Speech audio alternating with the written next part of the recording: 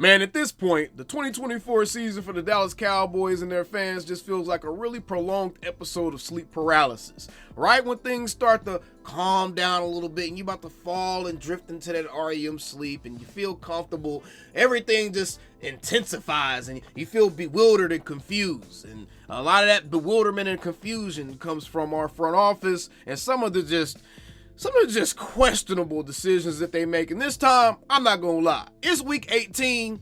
This is straight up nasty work. Let's get right into it. And please, y'all, don't forget to subscribe for more Dallas Cowboys content. Alrighty, let's get right into this. A quick Dallas Cowboys news roundup on this fine Saturday evening. Ladies and gentlemen, Cowboys quarterback Trey Lance is set to see quote-unquote significant snaps on Sunday against the Commanders. Now, at its face value, you're like, okay, this is a no-brainer. But then when you really think about it, you really think about the implications of this move and what this could actually really mean and why they could actually be doing this.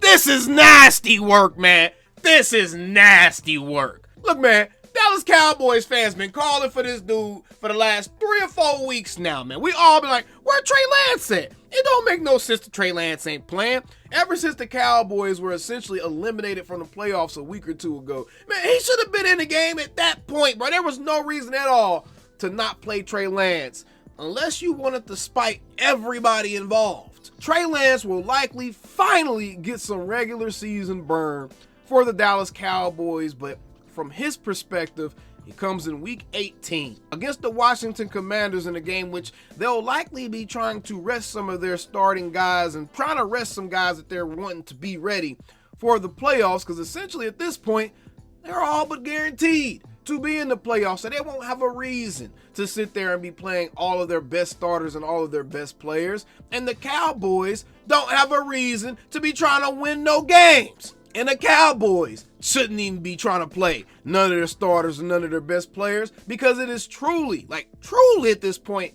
a meaningless game that winning can only hurt you.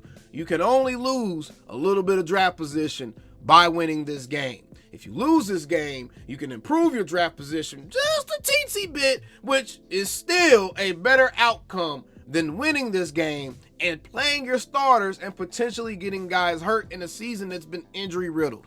This is jacked up from Trey Lance's perspective because, for one, he's not going to have enough tape to put up to be able to try and actually go give himself a chance to play football next season in free agency. So this is kind of like a sabotage by the Cowboys. And even the tape that he's going to get against Washington is likely going to be against backups and third string guys. So again, it's still going to be watered down tape. So this actually doesn't really help Trey Lance in any way, and it can only help the Cowboys. And trust me, the Cowboys aren't trying to help Trey Lance. They're trying to help their bank account, which leads me to part 2 of just this nasty, nasty work right here. Here's the thing. Cooper Rush can get an extra $500,000 in incentives if he plays 55% of the team snaps this season. Going into this Sunday, he's currently played 52.5% of the team snaps. Depending on the amount of snaps that takes place in this upcoming Sunday's games for the offensive side of the ball, he'll need to play most or all of the game to reach that incentive. Otherwise, he'll only earn $250K for reaching the 45% mark. What this is telling you, ladies and gentlemen, is, yeah, it's likely that we are going to see Trey Lance because the Joneses are going to want to save themselves $250,000 and not have to pay Cooper Rush more money than they already have to pay them. So not only are they putting Trey Lance in at the end of the season, finally, where he can see some significant reps, it's not for him, and it's to actually spite the other guy. This is nuts. And I guess this is just how business goes, since both of these guys are scheduled to be free agents this offseason. But my goodness, bro, this is nasty work. You know what's also nasty work? Playing Micah Parsons, or even trying to play Micah Parsons in week 18 of this NFL season, because guess what? Only negativity can come from this, man. There is nothing to be gained for Micah Parsons playing in week 18 against the Washington Commanders in this season. He already has gotten his double-digit sack mark, so he's already got his little streak still going, and so his individual accolades are all still there. And I don't think that there's anything he's going to do in this game that's going to change any of the awards or anything else that he would have got this year. He's already a Pro Bowler. He probably would have already been an All-Pro had he not missed all them games, but he's already missed too many games to probably be voted as an All-Pro. But Micah Parsons, there's no reason for this man to be out there on the field. Are y'all trying to get him hurt, man? Y'all done sat CeeDee Lamb down for the rest of the season, man. Sit Micah Parsons down for the rest of the season, man. I don't care how much he want to play, man. He better run out there for one series and then sit his ass down on that bitch and relax, bro. No one else needs to be getting injured. We don't need to be looking at, oh, we're going to be about halfway through the season before we get one of our best players back. We don't need one of them things to happen, man. This is nasty work as well. If they're going to let Mike McCarthy and them guys trot Micah Parsons out there on that field. Micah Parsons is probably one of the only people that shouldn't be playing out there. Take that man and sit his ass down on that defensive side of the ball, man. Everybody else, y'all can get some burn. But Micah, he needs to be sitting down. We cannot afford this. Especially since even Jerry Jones at this point has admitted that this game don't even mean nothing no more, man. Jerry done said, as it pertains to could Sunday prove anything or change anything as far as his coaching staff go. Could it convince him to keep guys? Could it convince him to make guys leave? Jerry done already said, the hay is in the barn. Really, as far as our staff is concerned, I don't think what could happen Sunday could impact what we do going forward. So, Jerry, if Sunday literally doesn't matter for the coaches, bruh, why should it matter for the players?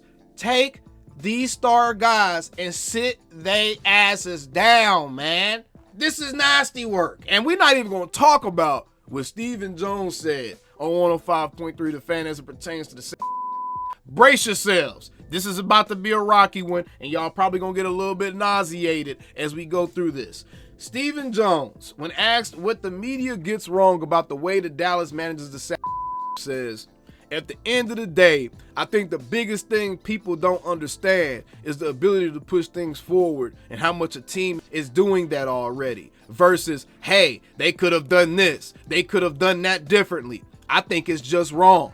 We certainly understand pushing money forward. We do it all the time. We rework our top contracts on our roster, but there's only so many top contracts you can rework. Rookie contracts are minimal. And then we have a lot of players on our team that are veteran salary benefit type players. At the end of the day, there are only 6 to 8 contracts that you can rework, which is what I've always said. There's 6 to 8 premium contracts on the team where a team is really going to maneuver with. You can probably get them all in quick order in terms of where you go to create that space. We reworked Dak Prescott's contract every step of the way of his $40 million contract, and we will be reworking it again throughout on his $60 million contract in terms of pushing the payday out. A little bit of that it's our problem right now is we're not only paying for his current $60 million, we're still paying for part of the $40 million contract that we pushed out. I think sometimes people just don't quite get their hands around that, but that's understandable. Are you trying to tell me that people don't understand the concept of dead money, Stephen Jones? Are you serious? Well, since you don't think that people understand the concept of dead money, which is what he's talking about. He's talking about void years and dead money. Let's inform the audience. In the NFL, void years are fake contract years that spread out the salary cap hit of a signing bonus, while dead money is a charge on the team's salary cap for a player who is no longer on the roster. Void years. A team might add void years to a contract to spread out the salary cap hit of a signing bonus. The player doesn't have a base salary during the void years and becomes a free agent when the contract voids. If the player isn't re-signed, the remaining money from the void years is transferred to dead money for the next season. What's dead money? Dead money is a charge on the team's salary cap for a player who is no longer on the roster. It's calculated from any remaining signing bonus proration and guaranteed salary. Dead money can occur when a player is released, traded, or retires. It's considered dead money because it counts against the team's salary cap, even though the player is no longer on the team. So essentially, they've moved a lot of Dak Prescott's payday into his void years, which is at the end of his contract, which means essentially That's why they keep saying, oh, you're going to have to pay the cost eventually. You have to pay the piper at some point. That's why they keep saying that, is because eventually they are going to have a massive hit for a Dak Prescott's money. Here's the thing. You can push out void years by doing one of two things. You can either extend the guy and don't let it become dead money at the end of his contract, which means you would push those void years out a little bit further, which would then free up a lot of salary cap, which is what's happening whenever you see, oh, they're reworking Dak Prescott's contract. They're restructuring it so that they're moving some guarantees forward or moving a bonus forward, and they're pushing out the actual base salary further into the years. That is going to create this situation where you're freeing up some salary cap for the immediate future. Here's the thing. Here's what competent franchises are going to do with that. Competent franchises, once they feel like they no longer want to keep the guy that they have those void years attached to, essentially, once they no longer want to keep Dak Prescott, what they should do is they should move into a rookie contract. So that way they're still kind of leveled out as it pertains to how much they're paying that individual position, and it's still only taking up a desired percentage of the salary cap. So if Dak Prescott's dead money becomes $45 to $50 million after he leaves the Dallas Cowboys, then let's say the first year we have Arch Manning under contract or someone like that, and he's only making $10 to $15 million that first season, whatever it is for the rookie contract, you're still only paying roughly about $50 to $60 million for that individual position in a season that likely is going to have a much higher salary cap structure because it's going to be 4 or 5 years down the road, right? So you wouldn't be paying $100 million to the quarterback position in one season.